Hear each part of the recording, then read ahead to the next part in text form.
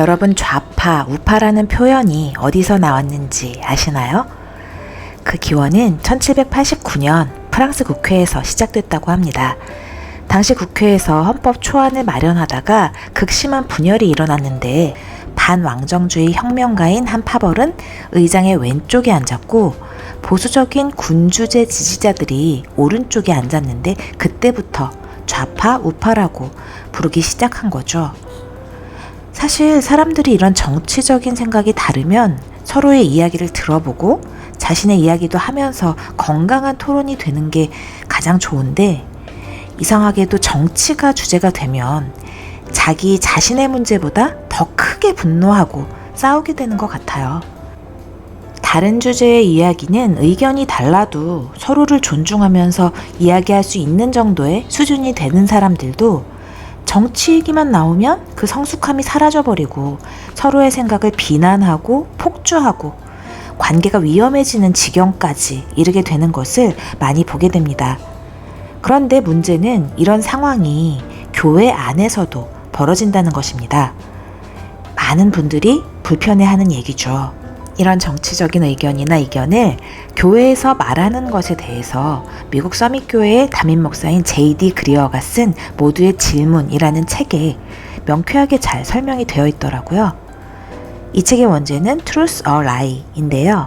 그리어 목사가 성도들에게 받은 여러 질문들이 있는데 그중 핵심적인 질문들을 12개의 주제로 분류해서 정리한 내용입니다. 최근 몇 년간 이런 Q&A 형식의 책들이 많이 있는데 오늘은 그 질문들 중에서 믿는 사람끼리 정치적 입장이 다를 때는 어떻게 해야 할까요? 라는 질문의 내용을 소개해 드리려고 합니다. 대다수에게 정치는 이제 웃고 넘길 문제가 아니다. 정치적 입장과 상관없이 모두가 그렇다. 분명 당신도 정치 이야기만 나오면 눈살부터 찌푸릴 것이다. 정치는 늘 그렇듯 즐거운 주제였던 적이 없다. 해를 거듭할수록 정치는 더 분열되어 갔다. 그 분열은 교회 안에서 특히 더 심했다. 대개의 경우 자신의 정치적 성향이 곧 자기 정체성이 되었다. 하나의 정치 노선을 택하면 그에 상응하는 특징도 아울러 채택한다. 기본적으로 정치라는 것 자체가 이데올로기적 성향을 띠고 있는데 이런 부분에서 우리가 사는 지금 이 시대가 더 문제가 되고 있는 것은 이런 정치적인 색채가 소셜미디어라는 토양에서 점점 더 과장되고 극단적인 방향으로 번성하고 있다는 데 있습니다.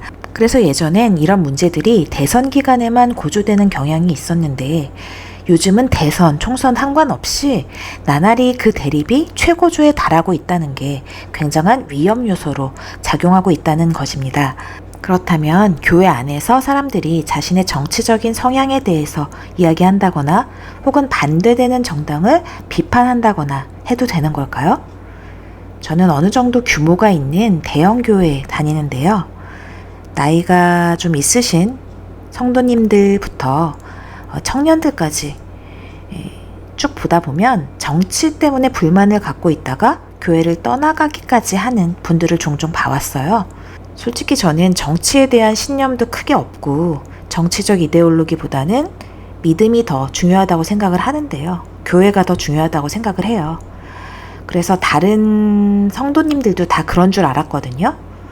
그런데 생각보다 정치로 인해서 믿음을 버리는 사람들, 교회를 떠나는 사람들이 종종 있다는 거를 알게 됐고 그게 좀 놀라웠어요. 교회 안에서 정치적인 이야기를 건강하게 주고받을 수 있다면 저는 그게 최선이라고 생각을 해요. 하지만 그게 안 된다면 최대한 안 하는 게 맞는 것 같거든요. 그런데 이런 부분에 대해서 이 작가는 네덜란드 신학자 아브라함 카이퍼가 한 말을 들어서 이렇게 쓰고 있습니다. 유기체로서의 교회는 사회의 모든 영역에서 스며들어 사람들이 인생의 가장 사소한 질문까지 기독교 세계관에 비추어 바라보게 만들어야 한다. 하지만 조직으로서 교회의 소명은 정치가 아니다. 따라서 원칙적으로 교회 리더들은 교회의 정체성과 정치적 이념과 결부시키지 말아야 한다. 예수님의 본을 따라 우리는 정치적 문제를 참여하는 것을 삼가야 한다. 그러니까 저 같은 보통 성도들은 정치적 이야기를 자유롭게 표현할 수도 있다고 보는 거죠. 하지만 조직으로서 교회를 대표하는 사람, 목사나 리더들은 정치적 신념에 대해 이야기하면 안 된다는 거예요. 왜냐하면 교회의 주요한 인물들이 어느 한쪽 편을 들면 다른 편은 생각하지 않는다는 인상을 줄 수밖에 없는 것이고, 그것은 성도들에게 거부감으로 받아들여질 수 있기 때문입니다. 하나님도 예수님도 그 어떤 천사도 오늘날의 특정 정당을 지지하지 않는다. 두 정당 모두 잘하는 점도 있고 악한 성향도 있다. 한 정당이 다른 정당보다 진리와 정의에 더 가깝다고 느낄 수 있다. 그래도 괜찮다. 양심에 따라 투표하라. 하지만 하나님의 백성은 특정 정당과 동의어가 아니다. 하나님의 백성은 말 그대로 하나님의 백성이다. 하나님이 우리의 기치시다. 특정 정당이 특정 영역의 정의를 추구할 수는 있다. 하지만 그렇지 않은 부분도 분명히 있다. 따라서 우리는 특정 정당이 아닌 정의 자체의 편에 서야 한다.